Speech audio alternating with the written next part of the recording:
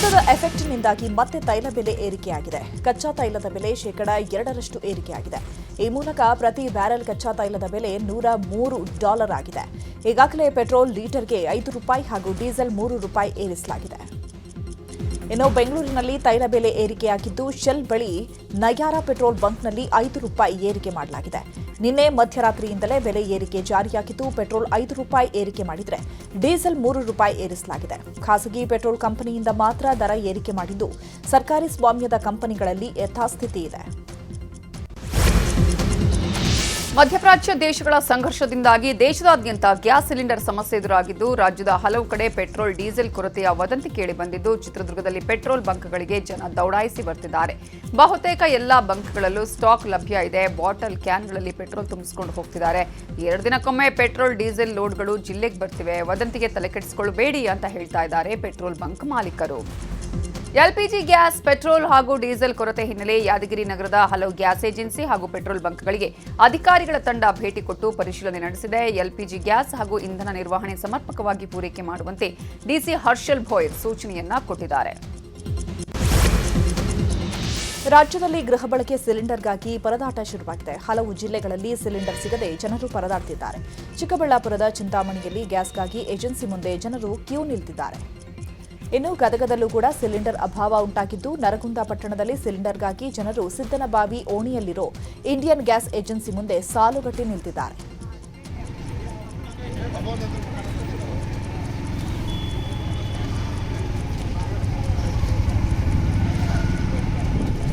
ಇನ್ನು ಬಳ್ಳಾರಿಯಲ್ಲೂ ಕೂಡ ಸಿಲಿಂಡರ್ ಸಮಸ್ಯೆ ಉಂಟಾಗಿದ್ದು, ಕಂಪ್ಲಿ ಪಟ್ಟಣದಲ್ಲಿ ಗ್ಯಾಸ್ ಸಿಲಿಂಡರ್ಗಾಗಿ ಜನರು ಕ್ಯೂ ನಿಂತಿದ್ದಾರೆ.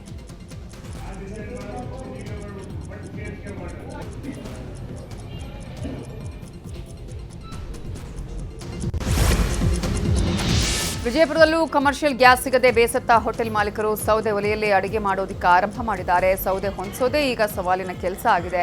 ಅಲ್ಲದೆ ತಿಂಡಿಗಳ ಸಂಖ್ಯೆಯಲ್ಲೂ ಕಡಿಮೆ ಮಾಡಲಾಗಿದೆ ಅಂತ ಹೋಟೆಲ್ ಮಾಲೀಕ ತಮ್ಮ ಅಳಲನ್ನ ತೋಡ್ಕೊಂಡಿದ್ದಾರೆ. ಹೋಟೆಲ್ ಉದ್ಯಮಕ್ಕೆ ಗ್ಯಾಸ್ ಟ್ರಬಲ್ ಹಿನ್ನೆಲೆ ಬೆಳಗಾವಿಯ ಶಿವ ಹೋಟೆಲ್ನಲ್ಲಿ ಸೌದೆ ಒಲೆ ಮೇಲೆ ಅಡುಗೆ ಮಾಡಲಾಗ್ತಿದೆ. ಮೆಘಾ ಗ್ಯಾಸ್ ಕಂಪನಿಯಿಂದ %40 ಗ್ಯಾಸ್ ಪೂರೈಕೆ ಕಡಿತ ಆಗಿರುವ ಹಿನ್ನೆಲೆಯಲ್ಲಿ ಅನಿವಾರ್ಯವಾಗಿ ಸೌದೆ ಒಲೆಯ ಮೊರೆ ಹೋಗಿದ್ದಾರೆ.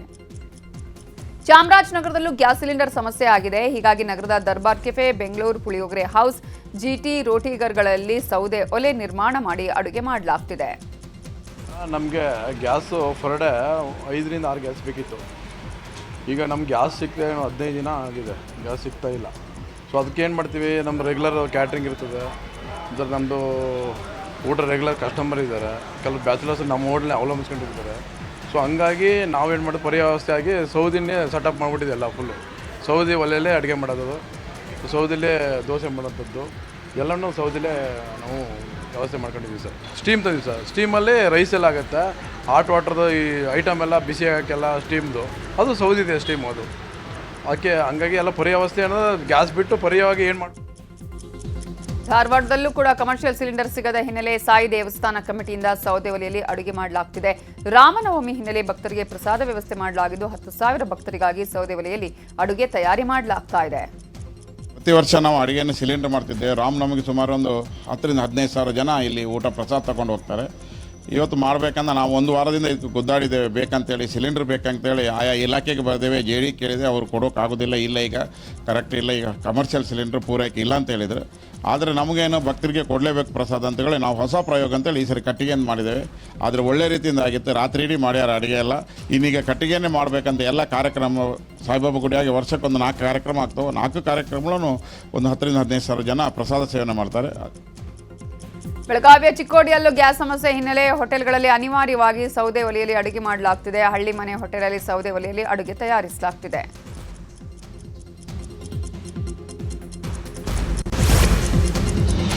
ಯುದ್ಧದಿಂದಾಗಿ ರಾಸಾಯನಿಕ ಗೊಬ್ಬರಗಳ ಅಭಾವ ಭೀತಿ ಬಗ್ಗೆ ಕೃಷಿ ಸಚಿವ ಚಲುವರಾಯಸ್ವಾಮಿ ರಿಯಾಕ್ಟ್ ಮಾಡಿದ್ದಾರೆ.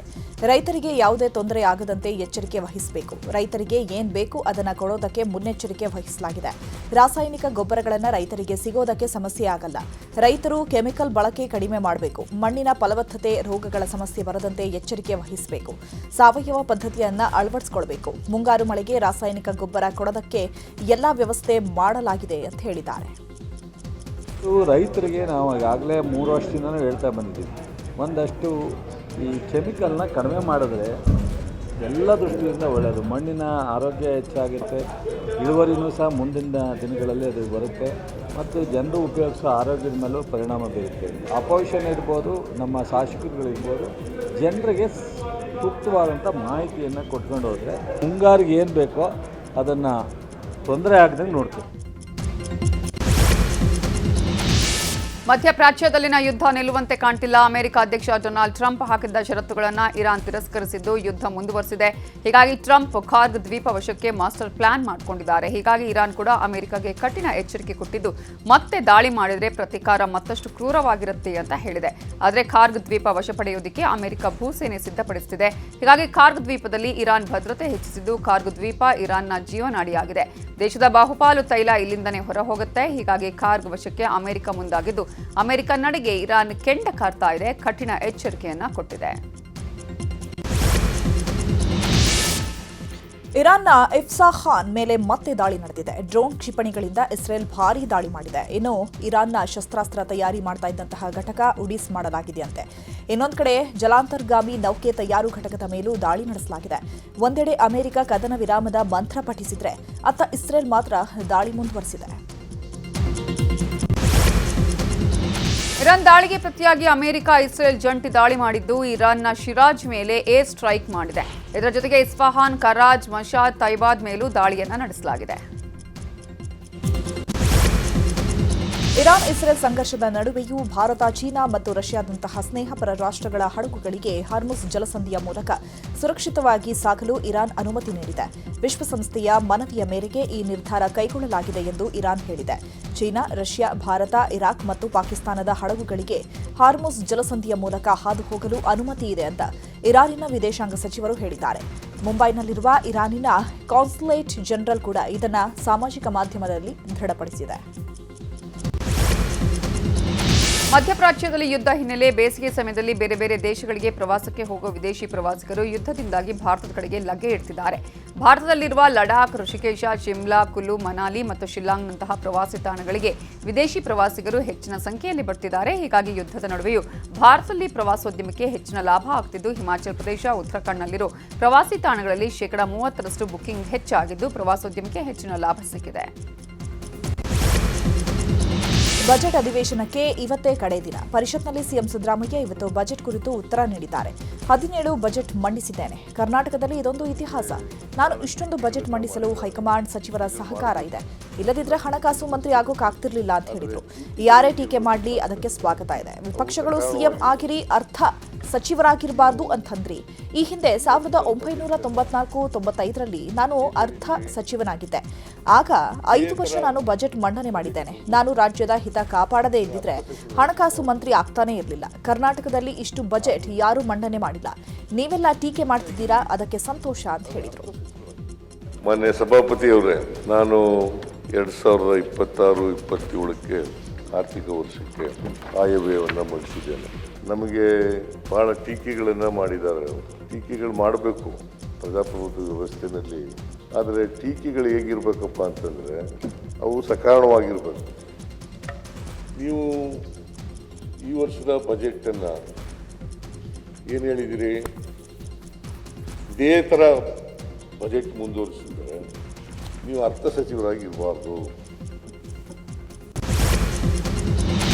ಇವತ್ತು ವಿಧಾನಸೌಧದಲ್ಲಿ ಡಿಸಿಎಂ ಡಿಕೆ ಶಿವಕುಮಾರ್ ಮತ್ತೆ ವೈರಾಗ್ಯದ ಮಾತಾಡಿದ್ದಾರೆ. ನಾನು ಕೆಲವು ಸಾರಿ ನಮ್ಮ ಶಾಸಕರಿಗೆ ಹೇಳ್ತಾ ಇರ್ತೀನಿ, ನನ್ನನ್ನು ಬೇರೆ ಕಡೆಯಿಂದ ಬಂದವನು ಅಂತ ಅಂದ್ಕೊಳ್ಬೇಡಿ. ನಾನು ಕನಕಪುರದಲ್ಲಿ ಹುಟ್ಟಿರಬಹುದು, ಆದರೆ ಕನಕಪುರನೂ ಬೆಂಗಳೂರು ದಕ್ಷಿಣ ಜಿಲ್ಲೆಯಾಗಿದೆ. 6ನೇ ವಯಸ್ಸಿಗೆ ಬಂದು ಬೆಂಗಳೂರಿಗೆ ಸೇರ್ಕೊಂಡವನು. ನಾನು ಇಲ್ಲೇ ಇದ್ದೇನೆ. ಚುನಾವಣೆ ಬಂದಾಗ ಕನಕಪುರಕ್ಕೆ ಹೋಗ್ತೀನಿ. ನಾನು ಶಾಶ್ವತವಾಗಿರೋಕ್ಕಾಗಲ್ಲ. ನಾನು ಇನ್ನೂ 10-15 ವರ್ಷಗಳ ಕಾಲ ರಾಜಕೀಯ ಮಾಡಬಹುದು. ನಮ್ಮ ರಾಜಕೀಯ 74-75 ವರ್ಷಕ್ಕೆ ಮುಗಿದು ಹೋಗುತ್ತೆ. ಆದರೆ ಸಿಕ್ಕಿರೋ ಅವಕಾಶದಲ್ಲಿ ಏನಾದರೂ ಕೊಡುಗೆ ಕೊಡಬೇಕು ಅಂತ ಪ್ರಯತ್ನ ಮಾಡ್ತಿದ್ದೇನೆ ಅಷ್ಟೇ ಅಂತ ಹೇಳಿದ್ದಾರೆ. ಗೊತ್ತಿಲ್ಲದೆ ಇರ್ಬೋದು, I am not born in Bangalore. ನಾನು ಕನಕಪುರದಲ್ಲಿ ಹುಟ್ಟವನು. ಆದರೆ ಕನಕಪುರನೂ ಬೆಂಗಳೂರು ಜಿಲ್ಲೆ ಇದೆ. ಇಲ್ಲಿಂದ 40 ಕಿಲೋಮೀಟರ್ 45 ಕಿಲೋಮೀಟರ್. 6ನೇ ವಯಸ್ಸಿಗೆ ಬೆಂಗಳೂರು ಬಂದು NPS ಸೇರ್ಕೊಂಡ. ಅಲ್ಲಿಂದ ಇಲ್ಲಿವರೆಗೂ ನಾನು ಬಿಟ್ಟೋಗಿಲ್ಲ. ಬರೀ ಎಲೆಕ್ಷನ್ ಮಾತ್ರ ಹೋಗ್ತೀನಿ, ಎಲೆಕ್ಷನ್ ಮಾಡ್ತೀನಿ. Bangalore has given me everything. I want to count something to Bangalore. ನಾನು ಪರ್ಮನೆಂಟ್ ಇರೋಕ್ಕಾಗಲ್ಲ. ನಾನು ಇನ್ನೊಂದು 10-15 ವರ್ಷ ಪಾಲಿಟಿಕ್ಸ್ ಮಾಡ್ಬೋದು ಅಷ್ಟೇ. ಈಗ ಆಲ್ರೆಡಿ 63-64 ಇದ್ದೀನಿ. 64 ಹೆಜ್ಜೆ ಆಗ್ತಾ ಇದ್ದೀನಿ. ಇನ್ನು 10-15 ವರ್ಷಕ್ಕೆ ನಾವು ರಾಜಕಾರಣ ಇಲ್ಲ 17 ವರ್ಷ 18 ವರ್ಷ 20 ವರ್ಷ ನಾವು 75-26 ಕ್ಲೋಸ್ ಆಗ್ಬೋದು. ನಮ್ಮ ಪೊಲಿಟಿಕಲ್ ಏಜ್ ಫ್ಯಾಕ್ಟರು ಮತ್ತೊಂದೆಲ್ಲ ನಮಗೆಲ್ಲ ಬರ್ಬೋದು. ಬಟ್ ಸಿಕ್ತಂಥ ಸಂದರ್ಭದಲ್ಲಿ ನಾನು ಏನಾದ್ರು ಒಂದು ನಿಮಿಷ ಪ್ಲೀಸ್, ನಾ ಏನಾದ್ರು ಒಂದು ಕಾಂಟ್ರಿಬ್ಯೂಟ್ ಮಾಡೋಗ್ಬೇಕು ಅನ್ನೋ ದೃಷ್ಟಿಯಿಂದ ನಾನು ಒಂದು ಪ್ರಯತ್ನ ಮಾಡ್ತಾ ಇದ್ದೀನಿ. ಬಟ್ ನಾನು ಒಬ್ಬನೇ ಮಾಡೋಕ್ಕಾಗಲ್ಲ. ಗೌರ್ಮೆಂಟ್ ಜೊತೆಗೆ ನೀವೆಲ್ಲ ನಿಮ್ಮ ವ್ಯಾಲ್ಯೂಬಲ್ ಸಜೆಷನ್ ಕೊಡಬೇಕು ಈ ಡೆಮೊಕ್ರೆಟಿಕ್ ಸೆಟಪ್ ಅಲ್ಲಿ ಅಂತೇಳಿ ನಾನು ಆಲೋಚನೆ ಮಾಡಿಕೊಂಡು ಅನೇಕ ಕಾರ್ಯಕ್ರಮಗಳನ್ನು ಇವತ್ತು ರೂಪಿಸ್ಕೊಂಡು ನಾವು ವಿಧಾನಸಭೆ ಕಲಾಪದ ವೇಳೆ ಡಿಸಿಎಂ ಡಿಕೆ ಶಿವಕುಮಾರ್ ಹಾಗೂ ಮುನಿರತ್ನ ನಡುವೆ ಭಾರೀ ಜಟಾಪಟಿ ನಡೆದಿದೆ. ಮುನಿರತ್ನ ಕೇಸ್ಗಳ ಬಗ್ಗೆ ಮಾತನಾಡೋದು ಬೇಕಾದಷ್ಟಿದೆ, ಅದರ ಬಗ್ಗೆ ಚರ್ಚೆ ಮಾಡಬೇಕು ಅಂದ್ರೆ ಮಾಡ್ತೀನಿ ಅಂತ ಹೇಳಿದ್ರು. ಈ ವೇಳೆ ಎಲ್ಲವನ್ನ ಹೇಳಿ ಅಂತ ಮುನಿರತ್ನ ಹೇಳಿದ್ದಾರೆ. ಅದಕ್ಕೆ ಸಿಟ್ಟಾದ ಡಿಕೆಶಿ ಆಯ್ತಣ್ಣ ಮುನಿರತ್ನಣ್ಣ ಕುತ್ಕೊಳ್ಳೋಣ ಅಂತ ಹೇಳಿದ್ರು. ಅಲ್ಲದೆ ಅಶೋಕ್ಗೆ ಹೇಗೆ ಏಡ್ಸ್ ಇಂಜೆಕ್ಷನ್ ಚುಚ್ಚಿದ್ರು ಅಂತ ಎಫ್ಐಆರ್ ಇದೆ ಅಂತ ಡಿಕೆಶಿ ಹೇಳಿದ್ದಾರೆ. ಈ ವೇಳೆ ಡಿಕೆಶಿ ಮಾತಿಗೆ ಅಶೋಕ್ ಹಚ್ಪತ್ ನಾರಾಯಣ್ ಆಕ್ಷೇಪ ವ್ಯಕ್ತಪಡಿಸಿದ್ದಾರೆ. ಈ ವೇಳೆ ಭಾರೀ ಗದ್ದಲವಾಗಿದ್ದು, ಈ ವೇಳೆ ಮುನಿರತ್ನ ನನ್ನನ್ನ ಜೈಲಿಗೆ ಕಳಿಸಿದ್ದೀವ್ರೆ, ಒಂದೋ ಎರಡೋ ಪಾಪದ ಕೆಲಸ ಮಾಡಿ ಬಂದಿಲ್ಲ ಇವರು ಅಂತ ಹೇಳಿದ್ರು. ಈ ವೇಳೆ ನೀನೊಬ್ಬ ರೇಪಿಸ್ಟ್ ಅಂತ ಡಿಕೆಶಿ ಹೇಳಿದ್ದಾರೆ. ಸದನದಲ್ಲಿ ಭಾರೀ ಗಲಾಟೆ ಉಂಟಾಗಿದೆ. ನಾನು ಇಲ್ಲದೆ ಹೋದಾಗ ಇಲ್ಲೇನೇನು ನಡೆದಿದೆ ಇಲ್ಲ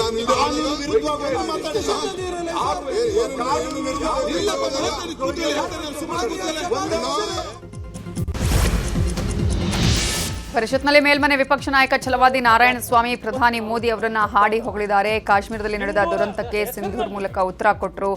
ನರೇಂದರ್ ಈಸ್ ಎ ದುರಂದರ್ ಅಂದ್ರೆ ಎಕ್ಸ್ಪರ್ಟ್, ಎಲ್ಲಿ ಆಕ್ಷನ್ ತೆಗೆದುಕೊಳ್ಳಬೇಕು ಅಲ್ಲಿ ತೆಗೆದುಕೊಳ್ತಾರೆ ಅಂದಿದ್ದಾರೆ. ಇದಕ್ಕೆ ಪ್ರತಿಕ್ರಿಯಿಸಿದ ಸಚಿವ ಎಂಬಿ ಪಾಟೀಲ್ ಹಾಗೂ ಬೈರತಿ ಸುರೇಶ್ ಅವರು ದುರಂದರ್ ಅಲ್ಲ ದುರಂತರ್ ಅಂತ ವ್ಯಂಗ್ಯವಾಡಿದ್ದಾರೆ.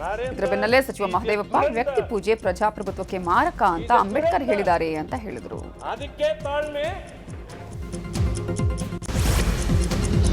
ದಿನದಿಂದ ದಿನಕ್ಕೆ ಬೈ ಎಲೆಕ್ಷನ್ ಅಖಾಡ ರಂಗೇರ್ತಾ ಇದೆ. ದಾವಣಗೆರೆ ದಕ್ಷಿಣದಲ್ಲಿ ಕಾಂಗ್ರೆಸ್ಗೆ ಅಲ್ಪಸಂಖ್ಯಾತ ಅಭ್ಯರ್ಥಿಗಳ ಟೆನ್ಷನ್ ಶುರುವಾಗಿದೆ.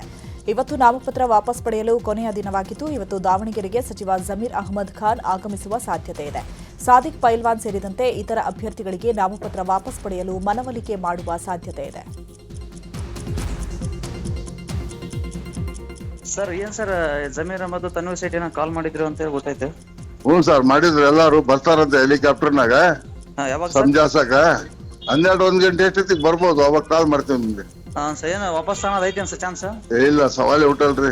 ಹೌದ್ರಾ? ಅಲ್ಲ ಒಂದ್ ವೇಳೆ ಬಂದು ಈಗ ಅವರೆಲ್ಲ ನಾಯಕರು ದೊಡ್ಡ ದೊಡ್ಡ ಸಚಿವರು ಬಂದು ಈಗ ಮತ್ತೆ ನಿಮ್ನ ರಿಕ್ವೆಸ್ಟ್ ಮಾಡ್ಕೊಂಡಾಗ ಯಾವ್ದೇ ಕಾರಣಕ್ಕೂ ವಾಪಸ್ ಇಲ್ಲ ಕಣದಿಂದ. ಅದೇ ನಾ ಹೇಳ್ತಾನಲ್ಲ, ನಿಮ್ ಮಿತ್ರರಿಗೆ ಎಲ್ಲ ನಡೀತೈತಲ್ಲ ಬರೀ.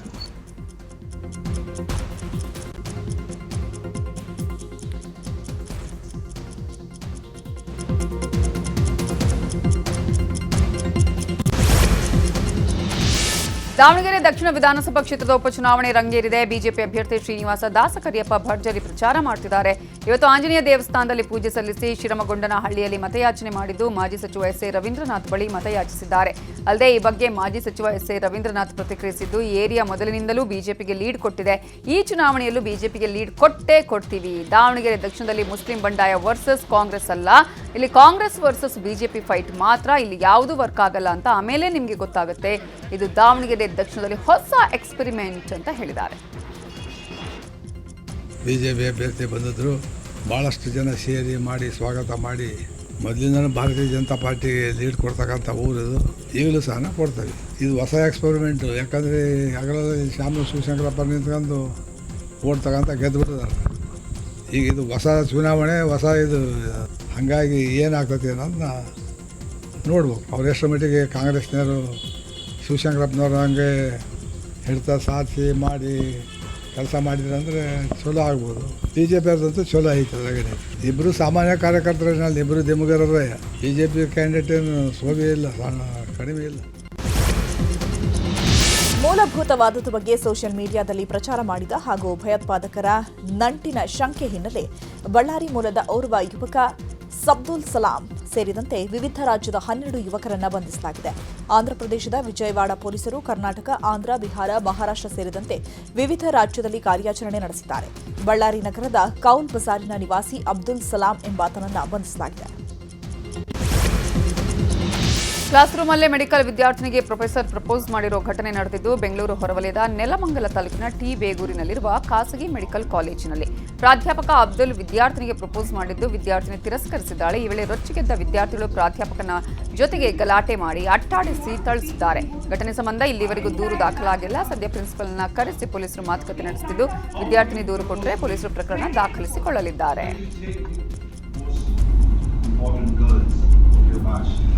They proposed to me, and I shall distribute chocolates to the entire batch. I love you, Gauri Krishna. Excuse me. If you want to speak, you can go to principal. Entire batch will come with you. Yeah, you can come in front of the. How come you proposed to me? When did I propose? Why did you say? Did you say that I love you, Mama man? Excuse me. Did you say that? When did I propose? There is a CCTV image. Okay, show me that. Show me that. Okay, I'll talk to you tomorrow. ಮದುವೆಯಾದ 2 ತಿಂಗಳೊಳಗೆ ಗಂಡನನ್ನ ಬಿಟ್ಟು ಪತ್ನಿ ನಾಪತ್ತೆಯಾಗಿರೋ ಘಟನೆ ಕೊಪ್ಪಳದಲ್ಲಿ ನಡೆದಿದೆ. ಕಳೆದ 21ರಂದು ಮನೆಯಿಂದ ನಾಗರಾಜ್ ಪತ್ನಿ ಸಂಜನಾ ನಾಪತ್ತೆಯಾಗಿದ್ದಾರೆ. ಸೊಸೆ ಮನೆ ಬಿಟ್ಟು ಹೋಗಿರೋದಕ್ಕೆ ನಾಗರಾಜ್ ತಂದೆ ಸಾವನ್ನಪ್ಪಿದ್ದು ಫೆಬ್ರವರಿ 8ರಂದು ಕುಟುಂಬದ ಸಮ್ಮುಖದಲ್ಲಿ ನಾಗರಾಜ್ ಸಂಜನಾಳನ್ನ ವಿವಾಹವಾಗಿದ್ರು. ಆದರೆ ವಿವಾಹವಾದ 2 ತಿಂಗಳಿಗೆ ಸಂಜನಾ ನಾಪತ್ತೆಯಾಗಿದ್ದು ಆಕೆಗಾಗಿ ಹಲವು ಕಡೆ ನಾಗರಾಜ್ ಹುಡುಕಾಡಿದ್ರು. ಆಕೆಯ ಸುಳಿವು ಸಿಕ್ಕಿಲ್ಲ. ಹೀಗಾಗಿ ಪತ್ನಿಗಾಗಿ ನಾಗರಾಜ್ ಠಾಣೆ ಮೆಟ್ಟಿಲಿರಿದ್ದು ಪತ್ನಿಯನ್ನ ಹುಡುಕಿ ಕೊಡುವಂತೆ ಮಹಿಳಾ ಪೊಲೀಸ್ ಠಾಣೆಯಲ್ಲಿ ದೂರು ಕೊಟ್ಟಿದ್ದಾರೆ. ಮೈಸೂರಿನಲ್ಲಿ ಆಯುರ್ವೇದ ಡಾಕ್ಟರ್ ವಿನಯ್ ಕಿರುಕುಳದ ಕೇಸ್ಗೆ ಸಂಬಂಧಪಟ್ಟಂತೆ ಮತ್ತೊಂದು ಶಾಕಿಂಗ್ ಮಾಹಿತಿ ಹೊರಬಿದ್ದಿದೆ. ಮೃತ ವೈದ್ಯೆ ಡಾಕ್ಟರ್ ನಾಗಶ್ರೀ ಆಪ್ತೆಗೂ ಲವ್ ಮಾಡುವಂತೆ ಡಾಕ್ಟರ್ ವಿನಯ್ ಗಾಳ ಹಾಕಿದ್ದಂತೆ. ಡಾಕ್ಟರ್ ನಾಗಶ್ರೀ ನನಗಿಂತ 4 ವರ್ಷ ಸೀನಿಯರ್, ನಮ್ಮ ಮನೆಯಲ್ಲಿ ಒಪ್ತಾ ಇಲ್ಲ ಮದುವೆಗೆ. ಡಾಕ್ಟರ್ ನಾಗಶ್ರೀಯನ್ನ ಬಿಟ್ಬಿಡ್ತೇನೆ, ನೀನು ನನ್ನ ಲವ್ ಮಾಡು ಅಂತ ಡಾಕ್ಟರ್ ವಿನಯ್ ನಾಗಶ್ರೀ ಸ್ನೇಹಿತೆಗೆ ಹೇಳಿದ್ದಂತೆ. ಡಾಕ್ಟರ್ ನಾಗಶ್ರೀ ನೀನು ತುಂಬಾ ಪ್ರೀತಿ ಮಾಡ್ತಿದ್ದಾಳೆ, ಅವಳಿಗೆ ಮೋಸ ಮಾಡಬೇಡ ಅಂತ ಹೇಳಿದ್ದಂತೆ. ಆದರೂ ಫೋನ್ ಮಾಡಿ ಲವ್ ಮಾಡುವಂತೆ ನಾಗಶ್ರೀ ಸ್ನೇಹಿತೆಗೆ ಟಾರ್ಚರ್ ಮಾಡಿದ್ದಂತೆ. ಈ ಬಗ್ಗೆ ಪೊಲೀಸರ ಮುಂದೆ ನಾಗಶ್ರೀ ಹೇಳಿಕೆ ನೀಡಿದ್ದಾರೆ. ಬೆಂಗಳೂರಿನ ಪುಟ್ಟೇನಹಳ್ಳಿ ಇನ್ಸ್ಪೆಕ್ಟರ್ ವಿರುದ್ಧ ಸಿಬ್ಬಂದಿಯೇ ರಾಜ್ಯಪಾಲರಿಗೆ ದೂರು ಕೊಟ್ಟಿದ್ದಾರೆ. ಇನ್ಸ್ಪೆಕ್ಟರ್ ರವಿ ವಿರುದ್ಧ ಸಾಲು ಆರೋಪ ಮಾಡಲಾಗಿದೆ. ಹಣ ಕೊಟ್ಟರೆ ಮಾತ್ರ ಎಫ್ಐಆರ್ ಹಾಕಬೇಕು, ರೌಡಿ ಶೀಟರ್ಗಳಿಂದ ಹಣ ಪಡೆದು ರೌಡಿ ಶೀಟ್ ತೆಗೆಸುತ್ತಾರೆ. ಮಹಿಳಾ ರೌಡಿ ಶೀಟರ್ ಯಶಸ್ವಿ ಗೌಡ ಗಂಡ Mahesh alias Dadiya Mahesh rowdy sheet ತೆಗೆಸಿದ್ದಾರೆ. ಇದಕ್ಕಾಗಿ 20 ಲಕ್ಷ ಲಂಚ ಪಡೆದಿದ್ದಾರೆ ಅಂತ ಆರೋಪಿಸಿದ್ದಾರೆ. ಅಲ್ಲದೆ ತಿಂಗಳಿಗೆ 25 ಲಕ್ಷ ಮಾಮೂಲಿ ಪಡಿತಾರೆ. ಎಸ್ಬಿಐ ಹಾಗೂ ಡ್ರೈವರ್ ಮೂಲಕ ಹಣ ವಸೂಲಿ ಮಾಡ್ತಾರೆ. 2.5 ವರ್ಷದಲ್ಲಿ 4.5 ಕೋಟಿ ಲಂಚ ಪಡೆದಿದ್ದಾರೆ ಅಂತ ದೂರಿನಲ್ಲಿ ಆರೋಪಿಸಿದ್ದಾರೆ. ಲವ್ ಮಾಕ್ಟೈಲ್ 3 ವಾರ್ ಮುಗಿಯುವಂತೆ ಕಾಣಿಸ್ತಿಲ್ಲ. ಡಾರ್ಲಿಂಗ್ ಕೃಷ್ಣ ಹೇಳಿಕೆಗೆ ನಿರ್ದೇಶಕ ರಾಘವೇಂದ್ರ ಗುರು ದೇಶಪಾಂಡೆ ಕಿಡಿಕಾರಿದ್ದಾರೆ. ನಮ್ಮ ಕಥೆಯ ಕೋರ್ ಪಾಯಿಂಟ್ ಕದ್ದಿದ್ದಾರೆ. ಕಥೆ ನಮ್ಮಿಂದ ಇನ್ಸ್ಪೈರ್ ಅನ್ನೋದನ್ನ ಅವ್ರು ಹೇಳಲಿ, ಅವರೇ ಕೇಸ್ ಹಾಕ್ತೀನಿ ಅಂತಿರೋದು. ಹಾಕ್ಲಿ, ನಾವು ಕೋರ್ಟ್ನಲ್ಲಿ ಪ್ರೂವ್ ಮಾಡೋಕೆ ಏನು ಬೇಕೋ ಅದೆಲ್ಲ ನಮ್ಮ ಬಳಿ ಇದೆ. ಅವರ ಹಣ ಬೇಡ. ಅವರು ರಾಘವೇಂದ್ರ ನಾಯಕ್ ಅವರಿಗೆ ಕೋರ್ ಕಥೆಯ ಕ್ರೆಡಿಟ್ ಕೊಡಲಿ, ಅವರಿಂದ ತಪ್ಪೊಪ್ಪಿಕೊಂಡು ಹೆಸರು ಹಾಕಿದರೆ ಸಾಕು. ಆದ್ರೀಗ ಬೆಳೆದ ಮೇಲೆ ತುಂಬಾ ಕೀಳಾಗಿ ಮಾತನಾಡ್ತಿದ್ದಾರೆ ಅಂತ ಕಿಡಿಕಾರಿದ್ರು. ರೈಟರ್ಗೆ ಮೋಸ ಆಗಬಾರ್ದು ಅನ್ನೋದು ನಿಮ್ಗೆಲ್ರಿಗೂ ನಿಜವಾಗ್ಲೂ ಇದ್ರ ಬಗ್ಗೆ ಆಸಕ್ತಿ ಇದೆ ಅಂತಂದ್ರೆ ನಾನು ಚಾಲೆಂಜ್ ಮಾಡ್ತೀನಿ. ಡಾರ್ಲಿಂಗ್ ಕೃಷ್ಣ ಅವ್ರಿಗೆ ಹೇಳೋಕ್ಕಿಂತ ಮುಂಚೆನೆ ಈ ಕತೆ ನಾವು ರಮೇಶ್ ಅರವಿಂದ್ ಸರ್ಗೆ ಹೇಳಿದ್ವಿ, ಶರಣ್ ಸರ್ಗೆ ಹೇಳಿದ್ವಿ. ನಿಜವಾಗ್ಲೂ ನಿಮಗೆಲ್ಲರಿಗೂ ಮನಸ್ಸು ಇದೆ, ಒಬ್ಬ ರೈಟ್ರಿಗೆ ಅನ್ಯಾಯ ಆಗ್ತಾ ಇದೆ, ಒಬ್ಬ ರೈಟ್ರಿಗೆ ಅನ್ಯಾಯ ಆಗಬಾರ್ದು ಅಂತ ನೀವೇನಾದ್ರೂ ಇದ್ರೆ ದಯವಿಟ್ಟು ರಮೇಶ್ ಅರವಿಂದ್ ಸರ್ನ ಮತ್ತು ಶರಣ್ ಸರ್ನ ಓಪನ್ ಆಗಿ ಮಾತಾಡಕ್ಕೆ ಹೇಳಿ. ನಮ್ಮ ಡೈಲಾಗ್ ರೈಟರ್ ರಘು ನಿಡ್ವಳ್ಳಿ ಇದ್ದಾರೆ. ಇದನ್ನು ಆಗಬಾರ್ದು ಅನ್ಯಾಯ, ಇದು ಚಾಲೆಂಜ್ ಮಾಡ್ತೀನಿ. ನಾನು ಕೆಲವು ಪದಗಳನ್ನು ಬಳಸಬಾರ್ದಾಗಿತ್ತು, ಆದರೆ ಕೆಲವು ಪದಗಳನ್ನು ನಾನು ಬಳಸಿದ್ದೀನಿ. ನಿಜವಾಗ್ಲೂ ಅವರಿಗೆ ಅವತ್ತಿನ ದಿನದ ಸಾರಿ. ಆ್ಯಕ್ಚುಲಿ ಇವ್ರು ಹೋಗಿ ನಿಂತ್ಕೊಳ್ತಾರೆ. ಸೊ ಆವಾಗ ಸೆಕೆಂಡ್ ಹಾಫ್ ಇಡೀ ಮಗು ಯಾರಿಗೆ ಸೇರಬೇಕು, ಒರಿಜಿನಲ್ ಪೇರೆಂಟ್ಸ್ಗೆ ಸೇರಬೇಕಾ, ಬಯಾಲಜಿಕಲ್ ಪೇರೆಂಟ್ಸ್ ಸೇರಬೇಕಾ, ಅಥವಾ ಸಾಕ್ತದವನಿಗೆ ಸೇರಬೇಕಾ ಅನ್ನೋದ್ರ ಮೇಲೆ ಇಡೀ ವಾದ ವಿವಾದಗಳು ನಡೆಯುತ್ತೆ. DNA ಟೆಸ್ಟ್ ನಡೆಯುತ್ತೆ. ಅವ್ರ ಮಗು ಹೆಂಗಾಯಿತು ಅಂತ ಅವರೊಂದು ಕತೆ ಫ್ಲಾಶ್ ಬ್ಯಾಕ್ ಹೇಳ್ತಾರೆ. ನಮ್ಮ ಕಥೆಯಲ್ಲಿ ಬೇರೆ ಫ್ಲಾಶ್ ಬ್ಯಾಕ್ ಇದೆ, ಅವ್ರ ಕಥೆಯಲ್ಲಿ ಬೇರೆ ಫ್ಲಾಶ್ ಬ್ಯಾಕ್ ಇದೆ. ಸೊ ಇಲ್ಲಿ ನಮ್ಮಲ್ಲಿ ಗಂಡು ಮಗು, ಅವರಲ್ಲಿ ಹೆಣ್ಣು ಮಗು ಇದೆ. ಸೊ ಇದಾದ್ಮೇಲೆ ಇವನು ಹೆಂಗೆ ಸಾಕ್ತಾ, ಇವನು ಎಷ್ಟು ಚೆನ್ನಾಗಿ ನೋಡ್ಕೊಂಡ, ಇವನ ಮೇಲೂ ಏನೇನು ಫಾಲ್ಸ್ ಎಲಿಗೇಷನ್ ಮಾಡ್ತಾರೆ, ಇಲ್ಲ ಅವ್ನು ತುಂಬ ಚೆನ್ನಾಗಿ ನೋಡ್ಕೊಂಡ ಅಂತ ಹೇಳ್ತೀವಿ. ಮಗು ನಾನು ಒರಿಜಿನಲ್ ಅಪ್ಪ ಅಮ್ಮನ ಜೊತೆನೇ ಹೋಗಲ್ಲ ಅನ್ನತ್ತೆ. ಇವ್ರ ಜೊತೆ ಅಲ್ಲ, ನಾವು ಕಥೆಯಲ್ಲಿ ಮಗುನೂ ಕೂಡ ಕೇಸ್ ನಡೆಯೋಕೆ ಇಟ್ಕೊಂಡಿಲ್ಲ. ಯಾಕಂದ್ರೆ ಜಡ್ಜ್ ಹೇಳ್ತಾರೆ ಮಗು ಮೇಲೆ ಪರಿಣಾಮ ಬೀಳುತ್ತೆ, ಮಗು ಇರಬಾರ್ದು ಈ ಕೇಸ್ ನಡೆಯುವಾಗ, ಮಗುನ ನ್ಯೂಟ್ರಲ್ ಮಾಡಿಬಿಡ್ತಾರೆ. ಇದೇ ಐಪಿಎಲ್ ಪಂದ್ಯಕ್ಕೆ ಚಿನ್ನಸ್ವಾಮಿ ಸ್ಟೇಡಿಯಂ ಸಜ್ಜಾಗ್ತಿದೆ. ಶನಿವಾರ ಆರ್ಸಿಬಿ ಹಾಗೂ ಹೈದರಾಬಾದ್ ನಡುವೆ ಹಣಾಹಣಿ ನಡೆಯಲಿದೆ. ಈ ಹಿನ್ನೆಲೆ ಚಿನ್ನಸ್ವಾಮಿಯಲ್ಲಿ ಭದ್ರತೆ ಬಗ್ಗೆ ಮಾಕ್ ಡ್ರಿಲ್ ಮಾಡಲಾಗಿದೆ. ಎನ್ಎಸ್ಜಿ ಪಡೆ ಪೊಲೀಸರಿಂದ ಭದ್ರತೆ ಬಗ್ಗೆ ಸುಮಾರು 1,000 ಪೊಲೀಸರಿಂದ ಮಾಕ್ ಡ್ರಿಲ್ ಮಾಡಲಾಗಿದೆ. ಇನ್ನು ಮಾಕ್ ಡ್ರಿಲ್ ವಿಚಾರವಾಗಿ ಪೊಲೀಸ್ ಕಮಿಷನರ್ ಹೇಮಂತ್ ಕುಮಾರ್ ಸಿಂಗ್ ಪ್ರತಿಕ್ರಿಯಿಸಿದ್ದಾರೆ. ನಾವು ಇನ್ನೊಂದ್ಸರಿ ನಮ್ಮ ಎಲ್ಲ ಆಫೀಸರ್ಸ್ ಅವರು ತುಂಬ ಚೆನ್ನಾಗಿ ಒಂದು ಸ್ಕೀಮ್ ಮಾಡಿದ್ದಾರೆ. ನಮ್ಮದು ಲಾಸ್ಟ್ ಬ್ರೀಫಿಂಗ್ ಕೂಡ ಇದೆ. ಈಗ ಹೋಪ್ಫುಲಿ ನಿಮ್ಮ ಕೋಆಪ್ರೇಷನಿಂದ ಮತ್ತು ಎಲ್ಲರಿಗೂ ಕೋಆಪ್ರೇಷನಿಂದ ಈ ಸರಿ ಏನು ಮ್ಯಾಚ್ ತುಂಬ ಒಂದು ದೀರ್ಘಕಾಲ ಆದಮೇಲೆ ಆಗ್ತಾಯಿದೆ. ನಾವು ಭಾಳ ಕಮಿಟಿ ಮೀಟಿಂಗ್ಸ್ ಮಾಡಿ, ಸಾಕಷ್ಟು ಬೇರೆ ಬೇರೆ ಸಬ್ ಕಮಿಟಿ ಮೀಟಿಂಗ್ಸ್ ಮಾಡಿ, ಸ್ಪಾಟ್ ಇನ್ಸ್ಪೆಕ್ಷನ್ಸ್ ಮಾಡಿ, ನಮ್ಮ ಆಫೀಸರ್ಸ್ ಅವರು ತುಂಬ ಶ್ರಮಪಟ್ಟು ಒಂದು ಹಂತಕ್ಕೆ ಅವರು ತಂದಿದ್ದಾರೆ. ಆ್ಯಂಡ್ ನಮಗೆ ಫುಲ್ ಭರವಸೆ ಇದೆ ಚೆನ್ನಾಗಿ ಮ್ಯಾಚ್ ಆಗ್ತದೆ. ಇನ್ನು ಶನಿವಾರ ಆರ್ಸಿಬಿ ಮ್ಯಾಚ್ ಹಿನ್ನೆಲೆ ಕಾಲ್ತುಳಿತದಲ್ಲಿ ಮೃತಪಟ್ಟ 11 ಜನರಿಗೆ ಆಸನ ಮೀಸಲು ಇಡಲಿದ್ದಾರೆ. ಅಲ್ಲದೆ ಪ್ರತಿ ಮ್ಯಾಚ್ನ ಪ್ರಾಕ್ಟೀಸ್ಗೆ ಜೆರ್ಸಿ ನಂಬರ್ 11 ಬಳಕೆ ಮಾಡಲಾಗ್ತಿದೆ. ಹಾಗಾದರೆ ಸ್ಟೇಡಿಯಂನಲ್ಲಿ ಯಾವ ಜಾಗದಲ್ಲಿ 11 ಸೀಟುಗಳು ಕಾಯ್ದಿರಿಸಲಾಗಿದೆ ಅನ್ನೋದರ ಎಕ್ಸ್ಕ್ಲೂಸಿವ್ ದೃಶ್ಯ ನ್ಯೂಸ್ 18ಗೆ ಲಭ್ಯವಾಗಿದೆ.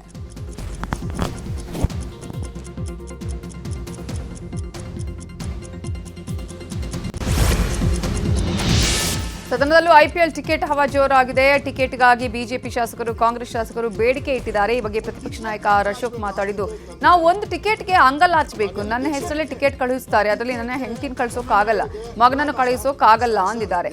ಕಾಂಗ್ರೆಸ್ ಶಾಸಕ ವಿಜಯಾನಂದ ಕಾಶ್ಯಪ್ ಅವರು ಕೂಡ ಮಾತಾಡಿದ್ದು, ಎಂಎಲ್ಎಗಳಿಗೆ ಒಂದು ಟಿಕೆಟ್ ಕೊಡ್ತಾರೆ, ಅದು ಸಾಮಾನ್ಯ ಗ್ಯಾಲರಿಲಿ ಹೋಗಿ ಕುತ್ಕೋಬೇಕು. ಮೊದಲು ಎಲ್ಲ 2 ಟಿಕೆಟ್ ಕೊಡ್ತಿದ್ರು, ಎಂಎಲ್ಎಗಳು ಕೂರೋದಕ್ಕೆ ಒಂದು ಅವಕಾಶ ಮಾಡಿಕೊಡಿ, ನಮ್ಮ ಮಕ್ಕಳು ಹೋಗ್ತಾರೆ, ನಮ್ಮ ಮನೆಯವರು ಹೋಗ್ತಾರೆ ಅಂದಿದ್ದಾರೆ. ಸರ್ ನಿಮ್ಮ ಪರವಾಗಿ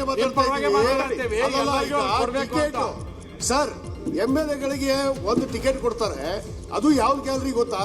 ಕೆಳಗಡೆ ಅಲ್ಲಿ ಇವರು ಹೋಗೋ ಕಡೆ ಕುತ್ಕೋಬೇಕು ನಾವು ಹೋಗಿ. ಮೊದಲೆಲ್ಲ ಇತ್ತು.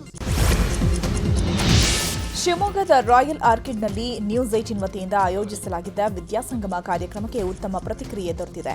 ಮಕ್ಕಳಿಗೆ ಪಿಯುಸಿ ಬಳಿಕ ಮುಂದೆ ಯಾವ ಕಾಲೇಜಿಗೆ ಸೇರಿಸಬೇಕು, ಯಾವ ಕೋರ್ಸ್ ತಗೋಬೇಕು, ಯಾವ ಕೋರ್ಸ್ಗೆ ಸೇರಿಸಿದ್ರೆ ಕೆಲಸಗಳು ಸಿಗುತ್ತವೆ ಅನ್ನೋ ಗೊಂದಲಗಳಿಗೆ ಕಾರ್ಯಕ್ರಮದಲ್ಲಿ ಉತ್ತರ ಸಿಕ್ಕಿದೆ. ಈ ಕಾರ್ಯಕ್ರಮದಲ್ಲಿ ನೆಟ್ವರ್ಕ್ 18ನ south group editorial adviser D V Satish, news 18ನ sales south general manager Basavaraj ಹಾಗೂ ಶಿವಮೊಗ್ಗ ಪದವಿ ಪೂರ್ವ ಕಾಲೇಜುಗಳ ಉಪನಿರ್ದೇಶಕರಾದ ಚಂದ್ರಪ್ಪ ಗುಂಡಪಲ್ಲಿ ಭಾಗಿಯಾಗಿದ್ದರು.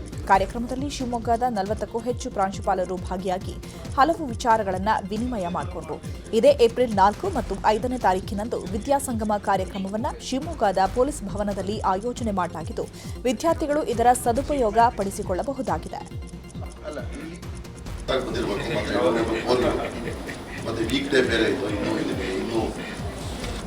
ಇನ್ನೂ 2 ದಿನ ಇರಬೇಕಲ್ಲ, 3 ದಿನ ಇದೆ. ನನ್ನ ಫ್ರೆಂಡ್ ಬಂದಿತ್ತು, ಅವನು ಇವ್ಯಾಲ್ಯೂಯೇಷನ್ ಮಾಡಕ್ಕೆ ಬಂದಿತ್ತು. ಅವ್ನು ಹೇಳ್ತಾ ಇದ್ದ, ನಾಳೆ ನಾನು 31 ಪೇಪರ್ ಮುಗಿಸ್ತಾರೆ, ಆದ್ದರಿಂದ I don't want to add to your burden. ದಯವಿಟ್ಟೆಲ್ಲ ಈ ಪ್ರೋಗ್ರಾಮಿಗೆ ಬಂದು, ಮತ್ತು ನಮ್ಮ ಬಸವರಾಜ್ ಇರ್ತಾರೆ, ನಾನು ಕೊಡ್ತೀನಿ ಇದಕ್ಕೆ. ಆಮೇಲೆ ಇದು ಇನ್ನೊಂದ್ಸಲ ರಿಯೇಟ್ ಮಾಡ್ತೀನಿ, ಇದು ಕಮರ್ಷಿಯಲ್ ವೆಂಚರ್ ಮಾತ್ರ ಅಲ್ಲ. ನಿಮಗೆ ಯಾವುದೇ ಅಬ್ಲಿಗೇಷನ್ ಇಲ್ಲ, ದಯವಿಟ್ಟು ಬಂದು ಹೋಗಿ ಅಷ್ಟೇ. ಇದರಿಂದ ಮಕ್ಕಳಿಗೆ ಅನುಕೂಲ ಆದರೆ ಒಳ್ಳೆಯದು. ಮತ್ತು we will keep it in mind that we have to save your face and your reputation also. ಯಾಕೆಂದರೆ ನಮ್ಮ ಮಾತು ಕೇಳಿ ಯಾರೋ ಮಕ್ಕಳು ಬರಲ್ಲ, ನಿಮ್ಮ ಮಾತು ಕೇಳಿ ಬಂದಿರ್ತಾರೆ. ನಾಳೆ ಗ್ರೌಂಡ್ ಲೆವೆಲಲ್ಲಿ ಯು ಆರ್ ಆನ್ಸರ್ ಬಿಟ್ಟು ಅಲ್ವಾ, ಆದ್ದರಿಂದ will keep that in mind. ಯಾಕೆಂದರೆ ಮಕ್ಕಳು ಪ್ರತಿ ವರ್ಷ ಬಂದು ಹೋಗ್ತಾರೆ, ನೀವು you will remain and we will remain. Next year ನಿಮ್ಮನ್ನು ನಾವು ಭೇಟಿ ಆಗಬೇಕು. ಇವತ್ತಿನ ಕಾರ್ಯಕ್ರಮ ತುಂಬ ಚೆನ್ನಾಗಿತ್ತು. ಮಕ್ಕಳು ಮತ್ತು ಕಾಲೇಜುಗಳ ನಡುವೆ ಬಾಂಧವ್ಯವನ್ನು ಬೆಳೆಸಲಿಕ್ಕೆ ಎಷ್ಟೋ ಮಕ್ಕಳಿಗೆ ಇದು ಅವಕಾಶಗಳು ಸಿಕ್ಕರೂ ಸಹಿತ ಹೋಗಲಿಕ್ಕೆ ಗೊತ್ತಾಗಿರಲ್ಲ. ಅಂಥ ಅವಕಾಶಗಳನ್ನು TV 18 ವತಿಯಿಂದ ಮಾಡ್ತಾ ಇರೋದು, ನ್ಯೂಸ್ 18 ವತಿಯಿಂದ ಮಾಡ್ತಾ ಇರೋದು ತುಂಬ ಸಂತೋಷಕರವಾದಂತಹ ವಿಚಾರ. ಎಲ್ಲ ಮಕ್ಕಳು ಇದರ ಸದುಪಯೋಗವನ್ನು ಪಡಿಸ್ಕೊಳ್ರಿ ಅಂತ ನಾನು ಈ ಮೂಲಕ ಕೇಳ್ಕೊಳ್ತಾ ಇದ್ದೀನಿ. ದಯವಿಟ್ಟು ಇದರ ಸದುಪಯೋಗ ಎಲ್ಲ ಮಕ್ಕಳಿಗೂ ಎಲ್ಲ ಪ್ರಿನ್ಸಿಪಲ್ಸ್ಗಳು ತಿಳಿಸಿ ಹೆಚ್ಚಿನ ಸಂಖ್ಯೆಯಲ್ಲಿ ವಿದ್ಯಾರ್ಥಿಗಳು ಭಾಗವಹಿಸ್ತಾರೆ. ಇವತ್ತಿನ ಕಾರ್ಯಕ್ರಮ ತುಂಬ ಚೆನ್ನಾಗಾಯಿತು. ಸುಮಾರು ಕಾಲೇಜ್ಗಳ ಪ್ರಿನ್ಸಿಪಾಲ್ ಕೂಡ ಬಂದಿದ್ದರು ಆ್ಯಂಡ್ ಎಲ್ರಿಗೂ ಕೂಡ ಒಂದು ಒಳ್ಳೆ ಮಾಹಿತಿ ಸಿಕ್ಕಿದೆ. ಸೊ ಅದಲ್ಲದೆ ಅವರೆಲ್ಲರೂ ಕೂಡ ಮಕ್ಕಳಿಗೆ ಈ ಒಂದು ಮಾಹಿತಿನ ತಲುಪಿಸಿ ಹೆಚ್ಚಿನ ಸಂಖ್ಯೆಯಲ್ಲಿ ಮಕ್ಕಳು ಬರೋ ಹಾಗೆ ಮಾಡ್ತಾರೆ. ಸೊ 5 ಮತ್ತು 6ನೇ ತಾರೀಕು ಕಾರ್ಯಕ್ರಮ ಇರೋದು ನಿಮಗೆ ಗೊತ್ತಿರೋ ಹಾಗೆ. ಸೊ ಆ ಕಾರ್ಯಕ್ರಮಕ್ಕೆ ಎಲ್ಲ ಮಕ್ಕಳು ಬರಬೇಕು. ಸೊ ಯಾಕಂತ ಹೇಳಿದರೆ ನೀವು ಅಷ್ಟು ಕಾಲೇಜ್ನ ವಿಸಿಟ್ ಮಾಡಬೇಕು ಅಂತ ಹೇಳಿದರೆ definitely it is highly impossible. ಆ ಎಲ್ಲ ಕಾಲೇಜು ನಿಮಗೋಸ್ಕರನೇ ಬರ್ತಾ ಇದೆ. ಸೊ ನೀವು ಜಸ್ಟ್ ಅಟೆಂಡ್ ಮಾಡೋದ್ರಿಂದ ನಿಮಗೆ ಡೆಫಿನೆಟ್ಲಿ ಒಂದು ಒಳ್ಳೆ ಮಾಹಿತಿ ಸಿಗುತ್ತೆ. ಸೊ ಅನ್ನೋದನ್ನು ನಮ್ಮ ಸಹ್ಯಾದ್ರಿ ಕೋಚಿಂಗ್ ಅಕಾಡೆಮಿ ವತಿಯಿಂದ